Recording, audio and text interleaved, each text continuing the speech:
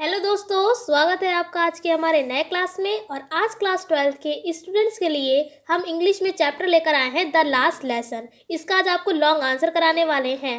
देखिए, हमने आपको कई क्लासों में ये बात बता चुके हैं कि आप जो भी चैप्टर पढ़ रहे हैं उसका आपको राइटर ज़रूर पता होना चाहिए। अगर आपको नहीं पता है तो कोई बात नहीं, हमने यहाँ पर लिख रखा है, राइटर का नेम है अल्फोंस डॉडेट। चलिए आज का क्लास स्टार्ट करते हैं, बताते हैं आपको इसका लॉन्ग आंसर। सबसे पहले यहाँ पर देखिए, क्वेश्चन हमने यहाँ पर लिख रखा है, how did the order from Berlin change the situation in the school. इसका मतलब क्या है कि जब स्कूलों की सिचुएशन बदली गई, कब बदली गई कि जब ऑर्डर आया था बर्लिन से, तो किस प्रकार से स्कूलों में सिचुएशन को बदला गया, स्थितियों को बदला गया स्कूलों में। तो बताते हैं इसके बारे में। देखिए, अगर आप कोई भी लॉन्ग क्वेश्चन लिख रहे हैं, सबसे उसमें इंपॉर्टेंट चीज़ ये है, आप उसमें इंट्रोडक्शन लिख दें। इंट्रोडक्शन का मतलब क्या होता है? परिचय। अब यहाँ पर अगर आप इंट्रोडक्शन लिख देते हैं, आप अगर कोई भी आपका लॉन्ग क्वेश्चन है किसी भी चैप्टर का, आप अगर उसको हेडिंग वाइज लिखते हैं तो आपको मार्क्स अच्छे मिलते हैं। ठीक है, तो सबसे पहले हमने क्या किया, यहाँ पर इंट्रोडक्शन डाल दिया। इंट्रोडक्शन का मतलब होता है परिचय। अब इस क्वेश्चन के बारे में हम थोड़ा सा परिचय दे देंगे। क्या दे दिया कि the present question has been taken from an important lesson the last lesson by Alphonse Daudet. ये लाइंस देखिए, आप कोई भी आप लॉन्ग क्वेश्चन लिखे किसी भी चैप्टर का, ये लाइंस सभी चैप्टर में इंट्रोडक्शन के लिए सेम होंगी। बस आपको क्या करना होगा, ये चैप्टर का नेम चेंज कर देंगे आप, और उसका राइटर का नेम चेंज कर देंगे, और बाकी लाइंस सेम रहेंगी, आप चाहे कोई सा भी लॉन्ग क्वेश्चन लिखें। तो यहाँ पर देखिए, इसका मतलब क्या है कि जो आपका वर्तमान प्रश्न लिया गया है, लिखा है ना, the present question has been taken from an important lesson. जो भी आपका वर्तमान क्वेश्चन है वो लिया गया है एक महत्वपूर्ण चैप्टर से। कौन सा चैप्टर है? द लास्ट लेसन से लिया गया है, जिसके राइटर कौन है? अल्फोंस डॉडेट।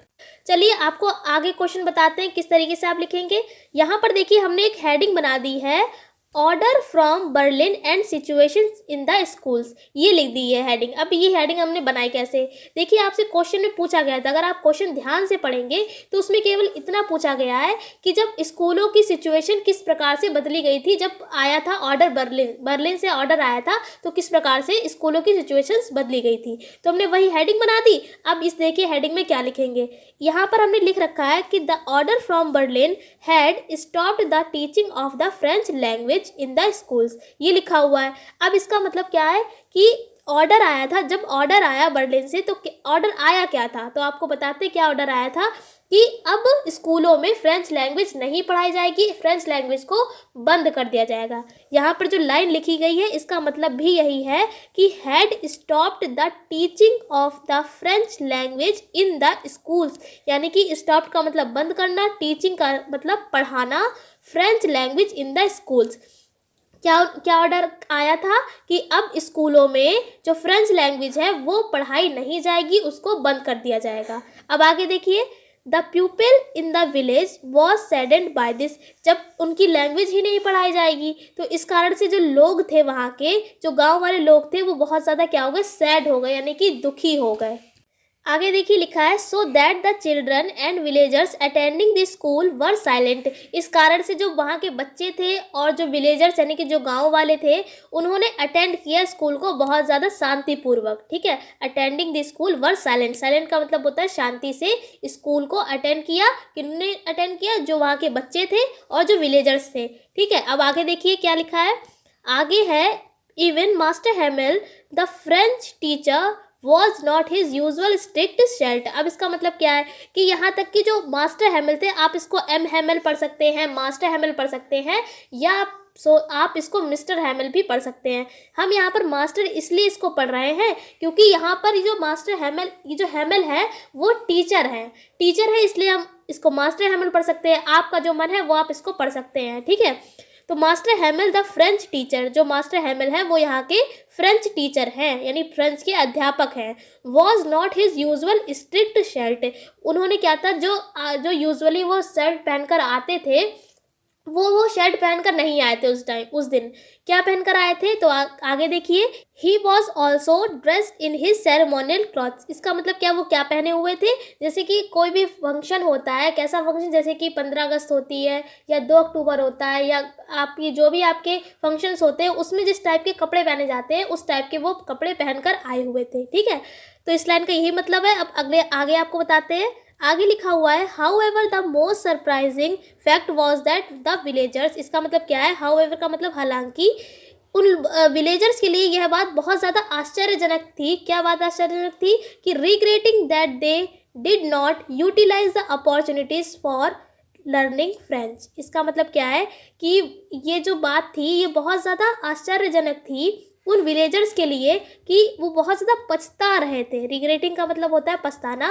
वो बहुत ज़्यादा पछता रहे थे। क्यों पछता रहे थे? क्योंकि जो फ्रेंच लैंग्वेज सीखने के लिए जो उन्हें अपॉर्चुनिटीज़ मिल रही थी उनको उन्होंने उपयोग में नहीं लिया था। इस कारण से जो वहाँ के विलेजर्स थे बहुत ज़्यादा पछता रहे थे। तो देखिए हमने शुरू से एंड तक आपको इस आंसर में क्या बताया। सबसे पहले तो हमने ये आपको बता दिया कि ऑर्डर आया था बर्लिन से कि अब पढ़ाई नहीं जाएगी, उन स्कूलों में फ्रेंच लैंग्वेज नहीं पढ़ाई जाएगी। ठीक है, सबसे पहले हमने आपको ये बात बताई। उसके बाद आपको हमने ये बात बताई कि जब फ्रेंच लैंग्वेज पढ़ाई नहीं जाएगी तो वहाँ के जितने भी बच्चे थे और जो जितने भी गाँव वाले थे वो बहुत ज़्यादा दुखी हो गए थे। तो इसलिए उन्होंने जो वहाँ का जो आखिरी क्लास था उन्होंने बहुत ज़्यादा शांतिपूर्वक ग्रहण किया। ठीक है, फिर उसके बाद हमने आपको बताया जो मास्टर हैमिल थे वो बहुत ज़्यादा वो जिस तरीके से कपड़े पहन के आया करते थे डेली, उस टाइप के कपड़े नहीं पहन कर आए हुए थे। उन्होंने क्या पहना हुआ था? सेरेमोनियल क्लॉथ पहना हुआ था, यानी कि जो भी हम फंक्शंस में कपड़े पहने हुए थे उस टाइप के उन्होंने कपड़े पहन रखे थे। ये बात उन विलेजर्स के लिए बहुत ज़्यादा आश्चर्यजनक थी और वो बहुत ज़्यादा क्या थे, बहुत ज़्यादा अपने आप को गिल्ट फील कर रहे थे अंदर से, बहुत ज़्यादा अपने पछता रहे थे। क्यों पछता रहे थे? क्योंकि जो फ्रेंच लैंग्वेज सीखने के लिए उन्हें जो अपॉर्चुनिटीज़ मिल रही थी उन्होंने उसको उपयोग में नहीं लिया था।